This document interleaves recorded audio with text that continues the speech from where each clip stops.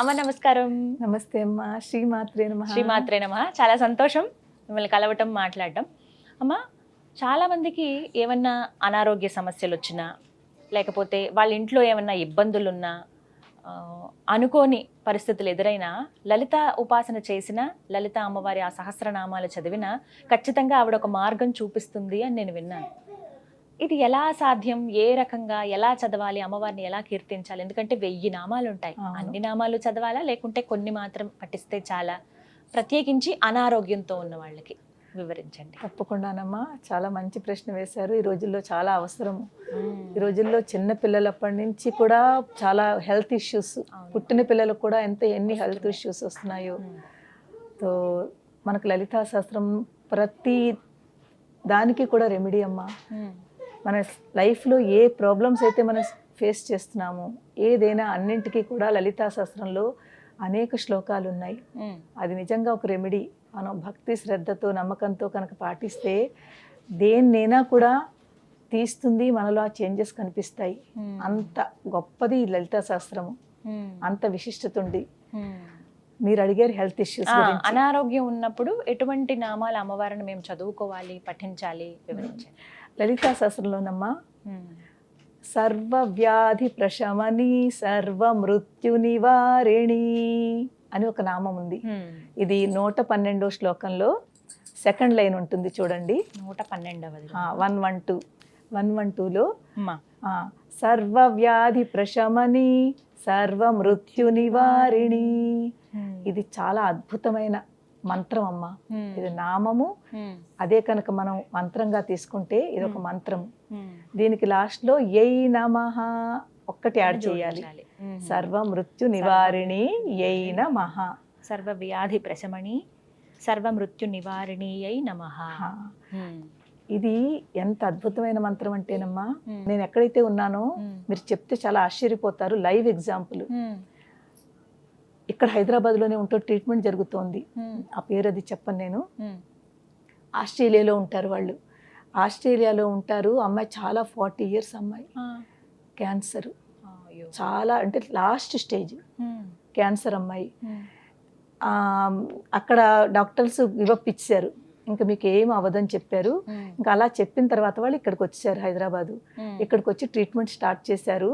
ఎవరి ద్వారానో వాళ్ళకి తెలిసింది, ఇలా లలితా పరివార్ వాళ్ళు లలితా శాస్త్రం అది నేర్పుతున్నారు, బాగుంటుంది, చాలా బాగుంటుంది, మీకు మైండ్ ఫ్రెష్గా ఉంటుంది, మీరు జాయిన్ అవ్వండి అని. తను ఎలాగో అలా పట్టుకుని జాయిన్ అయింది. క్లాసెస్ నావన్నీ వింటుంటే నేను ఒక దాంట్లో ఇలాగ మీనింగ్ చెప్తున్నాను కదా, చాలా మనసుకి అట్టుకుంది అనమాట. అమ్మ ఎంత బాగా చెప్తున్నారు అని తన బాధను మర్చిపోయి ఈ దీంట్లోకి వచ్చింది. అంటే ఇది ఆలోచించడం మొదలుపెట్టింది. చూడండి, అంత బాధలో ఉంది, ఆ స్టేజ్లో ఉంది, తన బాధను మర్చిపోయి దీన్ని ఎంత ఆనందం వస్తుంది కదమ్మా. ఒక పక్కన బాధ ఉన్నా దాన్ని డౌన్ చేస్తోంది ఈ సంతోషం. అప్పుడు తనకి అర్థమైందిట, తన ఇంట్లో ఇప్పుడు అమ్మాయి ధైర్యంగా ఉంది. ఎవరి ద్వారానో తెలిసింది నేను హైదరాబాద్ వస్తున్నానని. అంత అంటే తను ఏంటంటారు దాన్ని, ఇవి చేయించుకుంటోంది, థెరపీ ఉంటుంది కదా, రేడియేషన్ థెరపీ జరుగుతుంది. నిన్ననే తనకు థెరపీ ఉండాలి. థెరపీ అంటే చాలా బాధ ఉంటుంది. కిమో అంటారు కదా, కిమో ఇస్తున్నారు. ఆ చేయించుకున్నప్పుడు ఎంత బాధ ఉంటుందో. కానీ తనకి ఒక ఇదనమాట, ఎలాగైనా అమ్మ వచ్చారు, నేను వెళ్ళాలని. నాకు మా మెంటర్ ద్వారా తెలిసింది, అమ్మ తను మీ దగ్గరికి వస్తుందిటని. నేను వద్దన్నాను. అమ్మ తను కిమో చేయించుకుంటోంది, అస్సలు బాగోలేదు, నేను అమ్మాయి దగ్గరికి వెళ్తాను, అమ్మాయి ఎక్కడుందో చెప్పండి, నేను వెళ్తాను అని చెప్తే తను అందిట లేదు, నేను అమ్మ దగ్గరికి వెళ్ళాలి, అమ్మ నా దగ్గరికి వద్దు, నేను అమ్మని దగ్గరికి వెళ్ళాలని తన పేరెంట్స్ తోటి, తన హస్బెండ్ తోటి వచ్చింది. వచ్చి కలిసింది.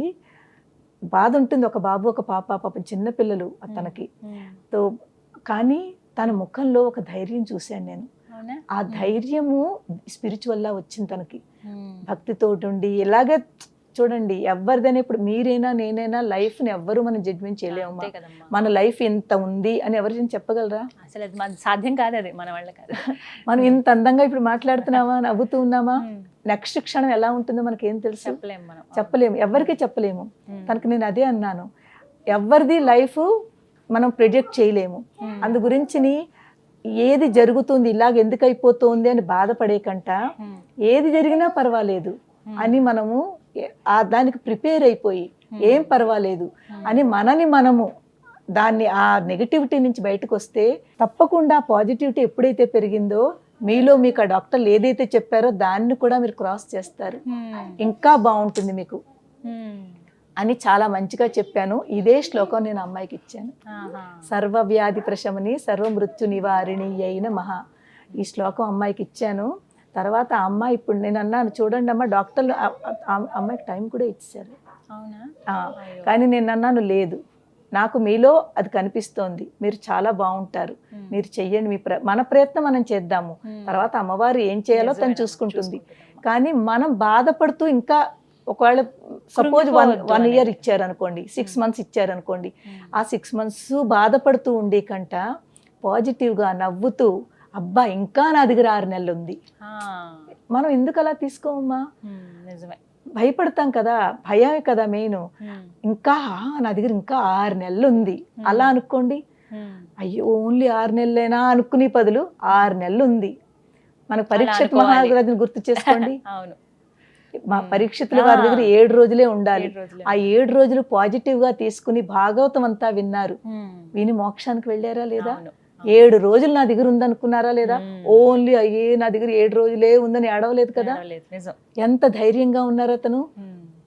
అలాగా మనం కూడా జీవితంలో నెగిటివ్ గా ఆలోచించకుండా ఆ బ్యాడ్ పర్సన్ పాజిటివ్ లోకి తీసుకోండి, అప్పుడు మీ లైఫ్ ఇంకా బాగుంటుంది, ఆనందంగా ఉండగలుగుతారు. సో ప్రతి వాళ్ళకి ఈవెన్ ఈ శ్లోకం అమ్మ పాపం చిన్నపిల్లలు ఉంటారు, వాళ్ళు పలకలేరు కదా.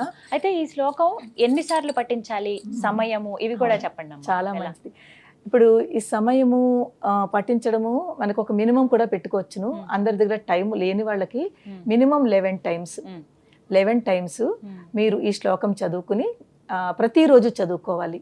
అదే కనుక చిన్న పిల్లలు చాలా పెద్దవాళ్ళు ఇది పఠించలేరు అనుకోండి, వాళ్ళ పక్కన కూర్చోండి, పక్కన కూర్చుని మనం చదువుతున్నది ఈ వైబ్రేషన్స్ వాళ్ళకి టచ్ అవ్వాలి, వాళ్ళ వినేలాగా వాళ్ళ చెవుల్లో పడేలాగా.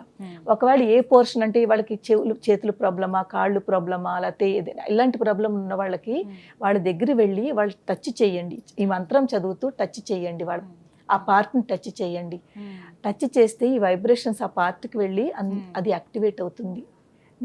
మంత్రానికి చాలా శక్తి ఉందమ్మా, కానీ ఈ జనరేషన్లో పిల్లలు వాళ్ళు కొంతమంది నమ్మరు. మంత్రానికి ఎంత శక్తి ఉందంటే అంత శక్తి ఉంది. మన పూర్వంలో ఋషులు మంత్రాలతోటే కదమ్మా ఎన్ని చేసేవారు. వాళ్ళు మంత్రాలకి నిజంగా యజ్ఞాలు చేసే మంత్రాలు చేస్తే కదా పూర్తి మన జరిగేటప్పుడు. ఆ మంత్రాలు ఒక మంత్రం అని తీసుకోవాలి, ఆ మంత్రంలో ఇంత శక్తి ఉందని నమ్మాలి, నమ్మిన తర్వాత చెయ్యాలి. 1 రోజు 2 రోజులు చేసినాక ఏం అవ్వట్లేదంటే అవదమ్మా మీకు.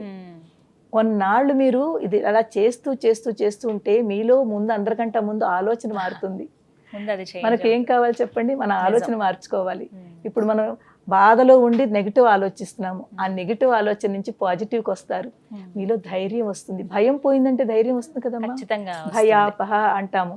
అలాగే సర్వ మృత్యు నివారిణి, మృత్యు అంటే భయము, ఈ మృత్యువుని అమ్మవారు తీసేస్తుంది, ఆ భయాన్ని తీసేస్తుంది, తీసేసి మనకు ధైర్యం ఇస్తుంది. ఎప్పుడైతే మనలో ధైర్యం వచ్చిందో ఆటోమేటిక్గా మనం రోగం గురించి పూర్తి మర్చిపోతాం. అవునమ్మా, అది మాత్రం నిజం. ఏ రోగము మనకు అనిపించదు, ఉన్నా తట్టుకునే శక్తి వస్తుంది. చిన్నదే కదా అని అనిపిస్తుంది. తట్టుకునే శక్తి ఎప్పుడైతే వచ్చిందో మన లైఫ్ కూడా ఇంకా బాగుంటుందమ్మా. నేను ఎంతో మందికి ఇదే సేమ్ కేసు మా రాయ్పూర్లో ఒక అమ్మాయి చేత చేయించాను. తనకు కూడా సేమ్ ఇదే కీమో ఇచ్చారు, తనకు కూడా లాస్ట్ స్టేజ్ అన్నారు. ఆ అమ్మాయి చిన్నమ్మాయి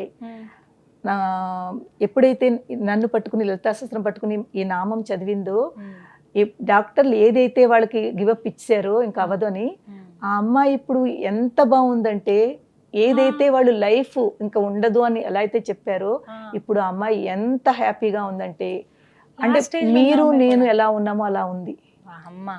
నిజంగా అమ్మవారిదేనమ్మా. ఆ అమ్మాయి ఇలాగ మీరు నేను ఇప్పుడు ఎలా ఉన్నామో జాబ్ చేసుకుంటోంది, తనకు కూడా 2 పిల్లలు, ఎంత హ్యాపీగా ఉందో. కానీ నమ్ముతుంది అనమాట, నమ్మకం పెట్టుకోవాలి.